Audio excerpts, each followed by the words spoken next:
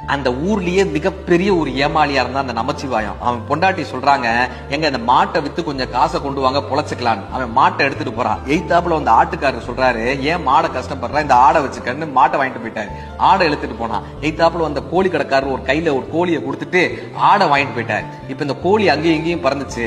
ஒரு முட்டை கடைக்காரர் பார்த்தாரு, கோழியை வச்சு ஏன் கஷ்டப்படுற, கோழியை ஏன்ட்ட கொடுத்து இந்த 2 முட்டையை வச்சுக்கன்னு கொடுத்துட்டு போனாரு. இவன் அந்த 2 முட்டையை எடுத்துட்டு போனா. ஒரு டீ கடைக்காரர் பார்த்தாரு, இந்த முட்டையை வச்சா நீ உடஞ்சு போயிடும், இந்த டீயை குடி, முட்டையை என்கிட்ட கொடுன்ட்டாரு. ஒரு டீக்காக மாட்டையே விட்டான். இப்ப அங்க இருக்கிற கடைக்காரங்க சொன்னாங்க, ஏன்டா ஒரு மாட்டை வச்சுட்டு டீயை குடிச்சிருக்கியே, உங்க மனைவி உன்னைய திட்ட மாட்டாங்களான்னு. என் மனைவி திட்டவே மாட்டாங்கன்னு அவன் சொல்ல, உடனே இந்த கடைக்காரர் சொன்னாரு, உன் மனைவி உன்னைய திட்டினா உன் வீட்டை எனக்கு எழுதி கொடுத்துடணும், இல்லைன்னா நான் என் கடையை உனக்கு எழுதி கொடுக்குறேன்னு ஒரு அக்ரிமெண்ட் போட்டு ஊர்க்காரங்கெல்லாம் போறாங்க அவங்க வீட்டுக்கு. அவங்க மனைவி அவனை திட்டவே இல்லை. சார், டீ குடிச்சீங்களா, சந்தோஷமா இருந்தீங்களா, மகிழ்ச்சின்னு போயிட்டாங்க. இப்ப இந்த கடை நமச்சிவாயத்தின் பேரில் எழுதி வைக்கப்பட்டுச்சு. ஒரு வாரம் ஆச்சு.